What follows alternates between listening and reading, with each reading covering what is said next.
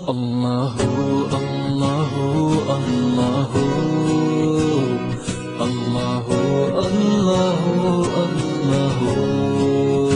جب سے ہوش سنبھالا اور جب سے بڑے بزرگوں کی باتوں پہ غور کرنا شروع کیا تو بہت سے صوفیہ حضرات، بہت سے ولی اللہ کے مکتوبات اور ان کے قصوں کو سننے سے ایک بات کا تو اندازہ ہوا کہ تصوف میں، روحانی زندگی میں ترک دنیا کو بڑا درجہ حاصل ہے، اور ترک دنیا کے مفہوم کو میرے جیسے عام ذہن کے انسان نے یہ سمجھا اور کچھ اس طرح ہی سمجھایا گیا بزرگوں کے اقوال کی تشریح بیان کرنے والوں کی جانب سے کہ ترک دنیا کا مطلب یہ ہے کہ آپ دنیا سے قطع تعلق ہو جائیں، دنیا والوں سے کٹ آف ہو جائیں اور کسی ایک کونے میں یا کسی ویرانے میں چلے جائیں، بس اللہ اللہ کرتے جائیں۔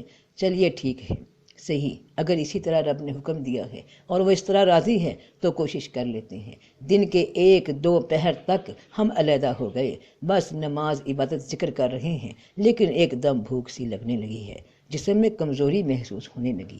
اب اگر کھانا ہے تو کمانا بھی ہے، اور اگر کمانا ہے تو دنیا میں جانا بھی ہے، کیونکہ اور اپنے وہ مال جنہیں اللہ نے تمہارے لیے قیام زندگی کا ذریعہ بنایا ہے۔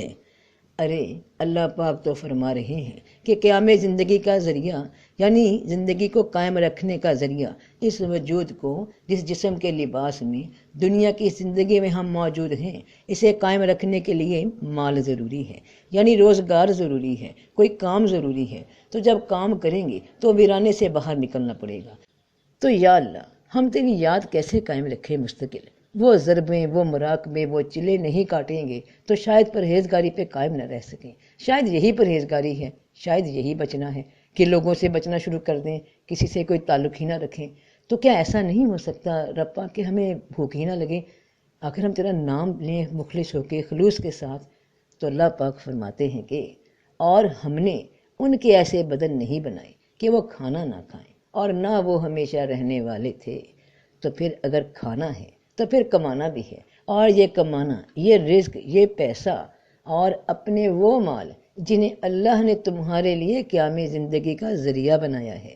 تو پھر اب اگر کوئی کماتا ہے اور حلال طریقے سے ہی کما رہا ہے تو پھر یہ مال کی محبت تو نہ ہوئی۔ ظاہر ہے کہ زندگی کو قائم رکھنے کے لیے، جینے کے لیے، اور یہ جسم جو رب نے دیے ان کو پالنے کے لیے دنیا کے مال کی تو ضرورت ہے ہی۔ تو پھر ترک دنیا کیا ہے؟ وہ مراقبے، وہ ویرانے کیا ہوئے؟ تو ترک دنیا کی حقیقت کا باطنی مفہوم یہ ہے کہ اپنے آپ کو مکمل طور پہ اللہ کی رضا کی تحویل میں دے دینا، اپنی مرضی کو اللہ کی مرضی کے تابع کر دینا، کہ زندہ رہتے ہوئے بھی، اختیار کے ہوتے ہوئے بھی کوئی کام اپنے نفس کی خواہش کے لیے ایسا مت کرنا جو اللہ کے حکم کے خلاف ہو۔ تو ایسا بندہ مرنے سے پہلے مر گیا، یعنی اس نے اپنا آپ چھوڑ دیا اور اپنی میں کو اللہ کے حوالے کر دیا زندگی میں ہی۔ یہ میں مرنے کے بعد اللہ کے پاس لوٹ جانی ہے، تب اس کی وہاں نہیں چلنی۔ یہ موقع جو اس دنیا کی زندگی میں اسے دیا گیا کہ تم اپنی مرضی یہاں کر سکتے ہو، اچھائی یا برائی کو اپنانے کے واسطے، نیک یا برا راستہ چننے کے واسطے، اور یہ اختیار صرف تب تک ہے جب تک سانس میں سانس ہے۔ سانس ختم، اختیار ختم۔ تو کیوں نہ اس اختیار کو ابھی سے اللہ کی مرضی کے مطابق ڈھال دیا جائے۔ تو یہ ہے ترک دنیا، یہ ہے مرنے سے پہلے مرنا۔ اپنی ذات سے فنا ہونے کا مطلب ہے اپنی خواہش سے فنا ہونا، اپنے ارادوں کو اللہ کے ارادے میں داخل کرنا، اپنی انا کو محفوظ کرنا اور ساری کی ساری خواہشات اللہ کے حوالے کرنا۔ تو یہ ہے ترک دنیا، یہ ہے مرنے سے پہلے مرنا۔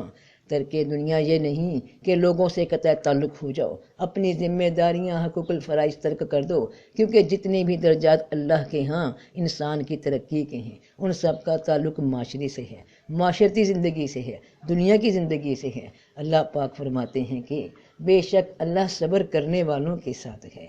اب صبر اپنی خواہشات کا بھی ہوتا ہے اور صبر لوگوں کے رویوں پر بھی ہوتا ہے۔ اب میں ویرانے میں جا کر بیٹھ گئی تو میں نے صبر کس بات پہ کیا؟ نہ خواہش رہی، نہ کوئی معاشرہ رہا، کہ اللہ نے جو رشتے نبھانے کے لیے کہا، جو ذمہ داریاں پوری کرنے کے لیے کہا، ان سب سے جان چھڑائی اور ترک دنیا کے نام پر یہ سب کر لیا۔ اب اللہ سے سوال کر رہی ہوں کہ اللہ تو میرے ساتھ ہو جا، یعنی ریس میں اکیلی دوڑی اور فرسٹ آ گئی، تو ایسا فرسٹ آ جانا تو دنیا نہیں مانتی تو رب کیا مانے گا؟ جس میں کوئی عمل ہی نہیں کیا، نہ صبر نہ برداشت، نہ اس درجے پہ پہنچے کہ اللہ صبر والوں کے ساتھ ہے۔ نیک کام کرنا، نیکی کا حکم دینا، برائی سے روکنا پہلے اپنی ذات کے لیے ہے، خود کو روکنا اور پھر اس کا حکم، اس کی نصیحت دوسروں کی اصلاح کے لیے ہے، مگر پہلے اپنا کردار ویسا کرنا ہوگا، زبانی کلامی بھی اور کردار اور عمل کے ساتھ بھی۔ دنیا میں رہتے ہوئے دنیا میں اللہ کے حکم کے ساتھ زندگی گزارنا ترک دنیا ہے۔ برے رویوں کے باوجود لوگوں سے حسن اخلاق کے ساتھ پیش آنا ترک دنیا ہے۔ صبر کے ساتھ، برداشت کے ساتھ، حوصلے کے ساتھ اللہ کی رضا کے لیے عمل کرنا، اختیار ہونے کے باوجود کہ اینٹ کا جواب پتھر سے دے سکتے ہیں پھر بھی صبر کر لیا، یہ ترک دنیا ہے۔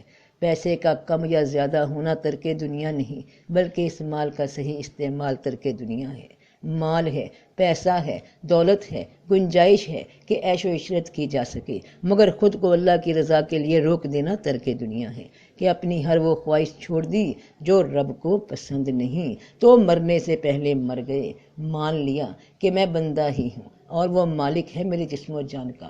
آج میں جو زندہ ہوں یہ جان اس کی دی ہوئی ہے، جس کے اندر رہ کر میں اس کے خلاف چل رہا ہوں، بس ایک موت کے جھٹکے کی بات ہے اور سارا اختیار ختم۔ تو جب ختم ہو جانے والے مقام پہ ہیں کہ کسی بھی ٹائم تمام اختیار واپس لے لیا جائے گا اور زبردستی لے لیا جائے گا، تو آج ہی ہر وہ اختیار جو اللہ کی اطاعت کی راہ میں رکاوٹ ہے اسے ترک کرنا ترک دنیا ہے، اور اپنے وہ مال جنہیں اللہ نے تمہارے لیے قیام زندگی کا ذریعہ بنایا ہے، تو یہ مال، یہ پیسے، یہ دولت، یہ ذریعے جو رب پاک نے جسم کی زندگی قائم رکھنے کے لیے انسان کو دیے، ان کو ترک کرنا ترک دنیا نہیں۔ اور اے لوگو، ان چیزوں میں سے کھاؤ جو زمین میں حلال پاکیزہ ہیں، اور شیطان کے قدموں کی پیروی نہ کرو، بے شک وہ تمہارا صریحاً دشمن ہے۔ یہ مال تمہاری اولادیں بھی ہیں، تمہارے آپسی رشتے بھی ہیں، تمہارے اپنے اعضاء بھی ہیں، یہ آنکھ، کان، دل بھی ہیں، تو ان سے جب وہی دیکھو گے جو حلال ہے، وہی سنو گے جو پاک ہے، اور اختیار ہونے کے باوجود، دل کرنے کے باوجود، نفس کی خواہش ہونے کے باوجود اس خواہش کو ترک کرو گے جو رب نے منع فرمائی، تو یہ ہے پھر مرنے سے پہلے مر گئے، اور یہ ہے ترک دنیا۔